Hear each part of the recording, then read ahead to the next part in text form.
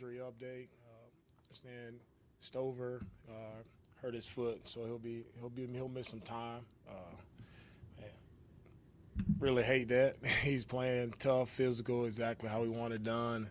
So he'll miss some time. So we'll have to, upgrade our tight end room from that perspective. Andrews rolled his ankle, so he'll be day to day. See how that goes. Barrios and Kirk are doing well on their recovery. We'll see how they go this week. No timetable set right now for those guys. What are some challenges that the Buccaneers? I can't talk. You're good. What are some challenges that the Buccaneers present, especially in the passing game? Yeah, the Bucks. One thing I'll say about the Bucks is starting off watching the tape, man. Baker Mayfield he's playing the best he's played his career. Todd has done a really nice job of working with Baker. In the passing game, they were first in the league in passing last year, or they were top 5 in pretty much all the major offensive categories last year. And it shows they have weapons at receiver. Mike Evans has done it for a long time, continues to shine. The young kid, Igbuka, has done a really nice job making some explosive plays. He showed up big time for them in their game versus Atlanta. And Baker, he does a really nice job of just moving around, scrambling in the pocket, keeping plays alive. You see toughness, you see grittiness from Baker, which allows their passing game to thrive.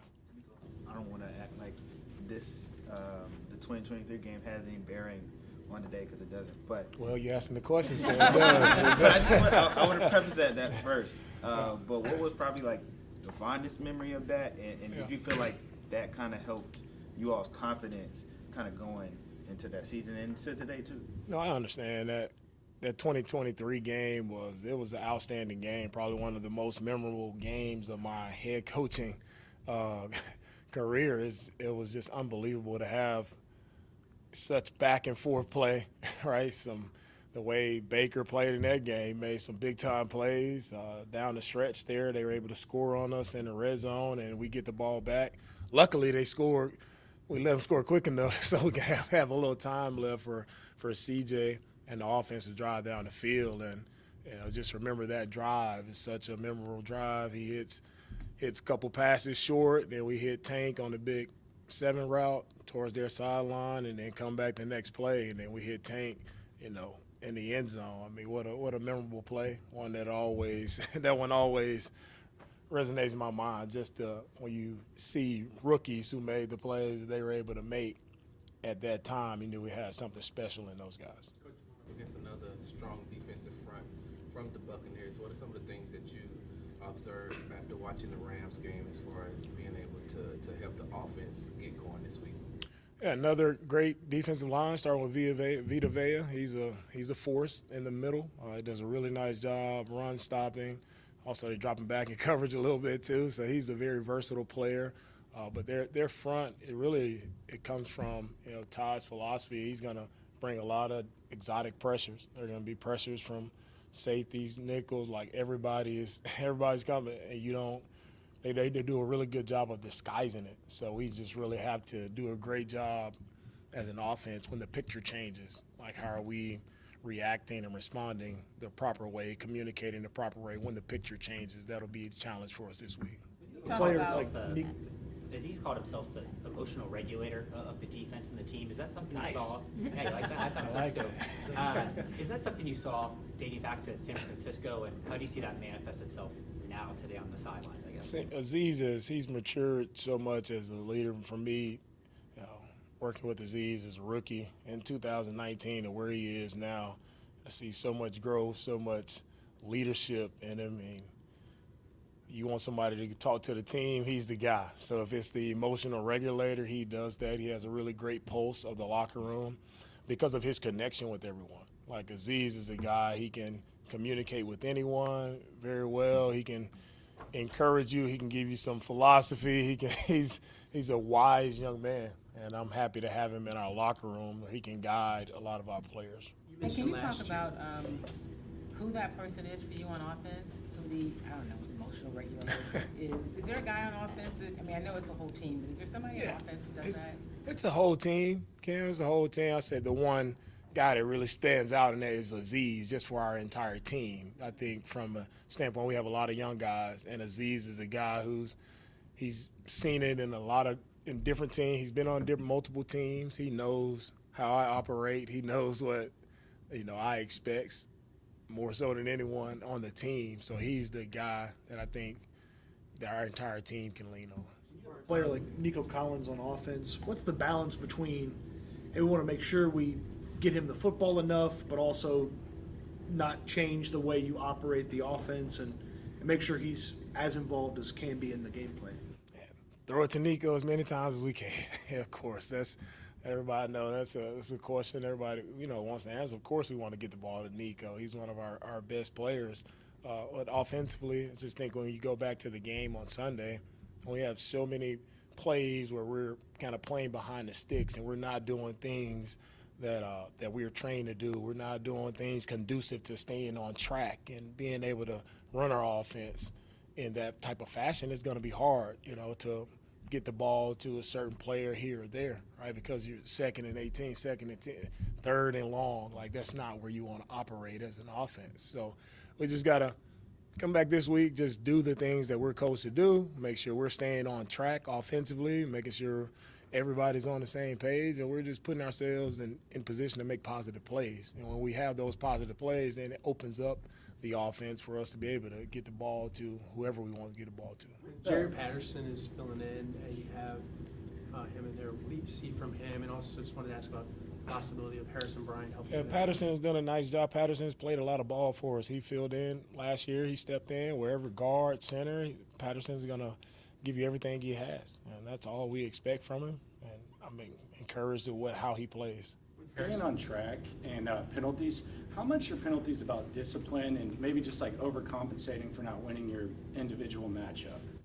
Yeah, so many different penalties happen in that game. So it's like, which penalty you want to talk about? It's, you have some penalties where you're being a little too overly aggressive at times. Some penalties are technical where, you're trying to be aggressive, hands come up a little bit. So things like that happen in the game, right? But the things you can't control for me are, the pre-snap penalties, right? Making sure we're in the right formation, no illegal shifts, no jumping off sides when we know. So it's just the pre-snap things. Those are the ones that are unacceptable to me because those we fully control those. So let's get those out of the way, and then let's see how we are. But aggressive penalties are going to happen. We're not losing our mind over that. Are there things you can do in practice to limit those? I mean, I'm sure you're already focused on him and tell him, not to do them. But when you have a game like you did on Sunday with so many penalties, do you do anything different in practice to guard against it? Guys, most of the time when the penalties happens, it's about, poor technique. So if your hands are too high, when we don't coach hands high, your hands are supposed to be low. You just need to kind of refocus yourself on actually doing and training yourself mentally and physically to do it exactly how we're coaching it to do. Right, then you don't have penalties when it comes to hands to the face mask type penalties, holding type penalties, making sure you're in a proper stance, making sure you're playing with low pads. Again, and if you play the right way, then you eliminate some of those just by playing with good technique and fundamentals. After the Home game, opener, CJ mentioned that he thought that there was lollygagging, not a great week of practice. You mentioned Aziz as a guy that knows what you want. So during the week, is that something you can recognize that can change? Who are you looking at offensively to say, hey, this is to stop like right now versus come Sunday, like, oh, it just wasn't a good week? Like, how do you stop having a bad week? Yeah, it's never an entire group. That's the one thing about it. So there are individuals that have their moments throughout the week, and the lollygagging, it's a term everybody want to use now. It's for me, it's just our tempo, right, in and out of the huddle, right? We got to get in and out of the huddle quicker so we can get to the line of scrimmage so we can operate and make sure we got checks and things we have to make at the line of scrimmage. Well, to make those checks in the proper manner, right, we got to get out with some urgency. So the urgency piece from everybody has to pick up from the offensive side of the ball, right? The urgency picks up, and we'll be able to operate cleaner when it comes to pre-snap and post-snap. So who are you looking at to say, like, You're to looking pick at that him. speed You're up? looking at him. I handle everything comes back to me. It's not about me, oh, I need to talk to a player about doing this or that. We'll get it fixed. It's on me. You said it before during training camp how much the fans here invigorate this team and seeing them and having them be part of training camp and giving the energy to the team. What are you most looking forward to when it comes to, obviously a home opener can reinvigorate a team coming off a loss in week 1? For us, we got to go play the right way, right? Fans show up, they be excited about what we do here, but for our fans to be excited about anything we do here in Houston, the Texans have to play better. You good? Go ahead. You answered it. I got it. All right. You sure? All right. Yeah. Yeah, I got one. You good? Okay. SARS always got it. That might make up No, something. Coach, I know that there's only been one undefeated team that has completed a whole season undefeated. I think 1972 Miami Dolphins, right? So you know that going into that, it's going to be hard to win every game. How much do you emphasize? Hey guys, it's only week 1. We still have a whole lot of football left. How do you tell them, hey, it's just one game. Let's move past this and get on and move on to Tampa Bay? Yeah, SARS, thank you, man. That's the nature of our business, right? Man, you lose, fire everybody, trade every player, right? You win, going to the Super Bowl. Like, then the next week, everything, I get it. Like, that's the nature of our business. It's exciting because you have so many different outlets, so many different people have an opinion. So many people love football. So I love the passion. I love the energy that comes with this, right? It's fun, man. We really enjoy this, and we understand the seriousness of it as well, right? But to that point, the realistic point is one game. It's week 1. The building isn't burning down. It's week 1. We go back, and we fix what we need to fix, come out and do the things that we can control. That's the main emphasis for this week. How can we just control the controllables and press forward? And now, when you have a chance to truly compete, now let's see what happens. All right? It's kind of off kilter, but for a player going into year 2, right? That's usually like the first off season where, obviously in college, they go from college to NFL, et cetera. How difficult can that transition be going into year 2 where now you have all that free time and now you have to figure out how to structure your offseason to fit, getting ready for the NFL season versus you going from college and then combine training to OTAs and all that? What's kind of the difficulty in that? Year 2 for a player in our league is a vital year because the off season is like your first true off season where you're not worried about combine, you're not worried about training. It allows you to fully focus on what do you need to get better at as a football player, right? And you can fill that time by being around the team, training, working on those areas of weakness and improve yourself. So I think that's where you see a lot of guys can take a massive jump from year 1 to year 2 because their time is more focused and dialed in on actually football as opposed to just training, right, before you coming in as a rookie.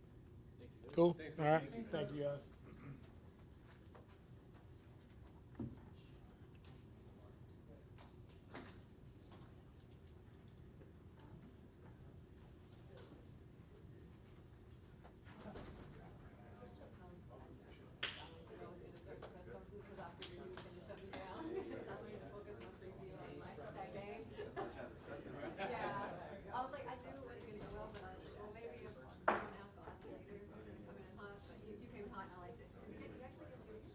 Gabby, you good if we unplug?